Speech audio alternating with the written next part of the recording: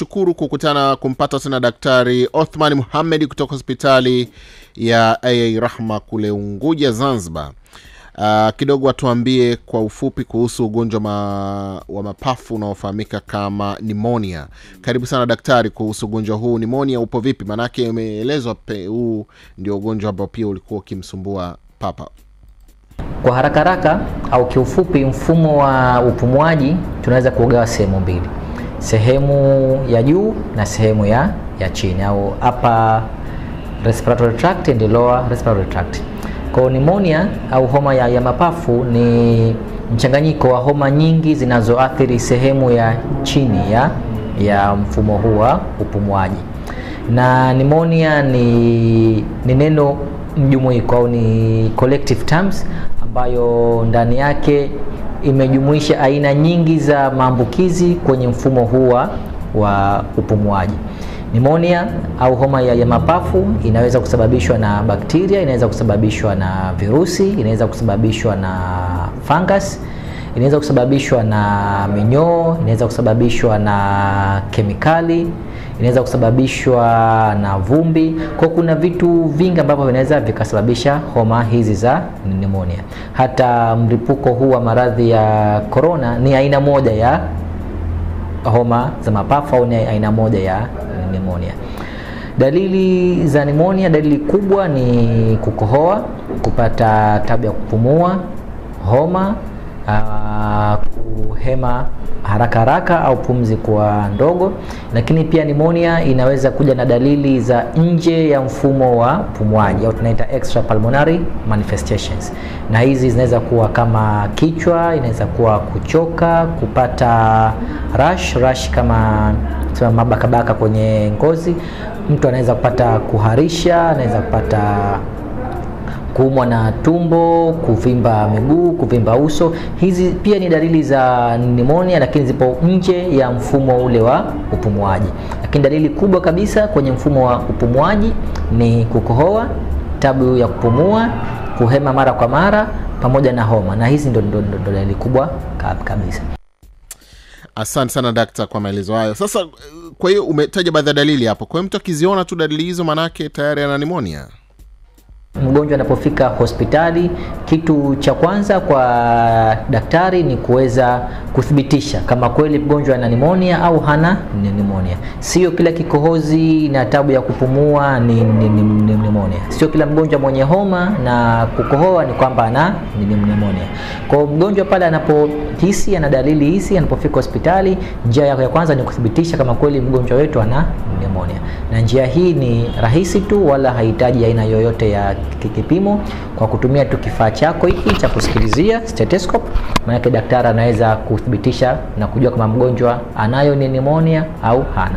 Na pale daktari anapohisi inahitajika kufanya vipimo zaidi, basi vipimo vya msingi vinafanyika kama vile picha ya kifua au chest x-ray, kipimo cha damu cha kuangalia kama kuna maambukizi, full body picture, na vipimo vingine sasa vinavyoweza kusupport au vinavyoweza kuongeza ule uwezekano wa kuhakikisha kabisa kama mgonjwa ana pneumonia, vipimo kama ISR, vipimo kama CRP na vingine ambavyo daktari anaweza kuhisi anavihitaji.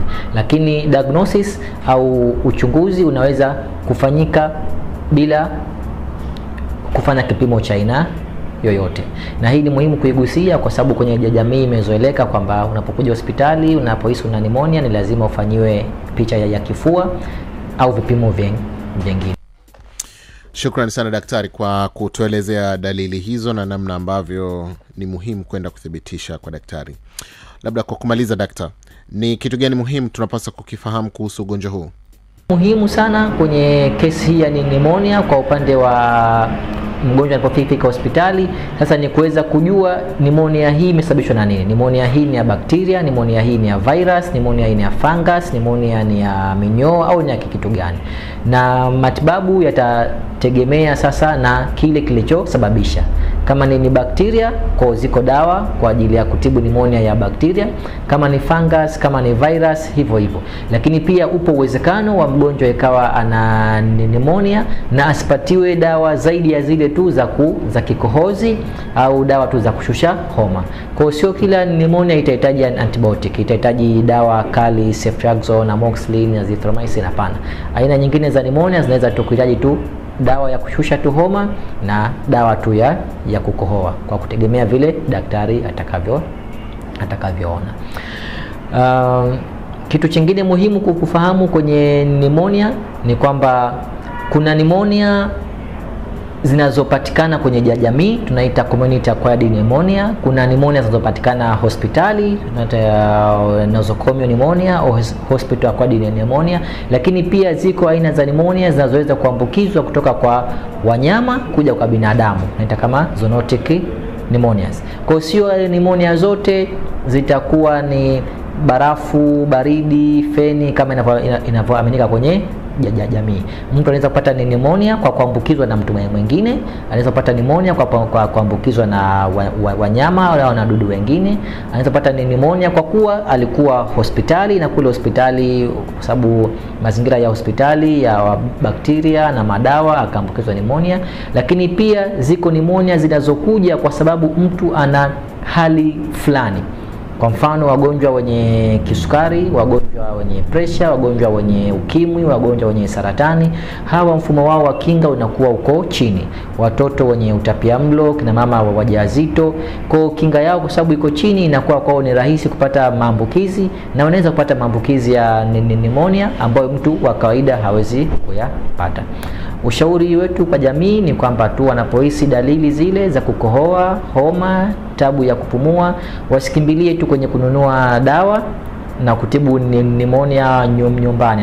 Unanunua tu antibiotic unatibu nyumbani. Tumesema kwamba pneumonia inaweza kuwa ya virusi, inaweza kuwa ya fungus, inaweza kuwa ya minyoo, inaweza kuwa pneumonia tu ya kawaida isiyohitaji antibiotic au isiyohitaji dawa za aina zozote.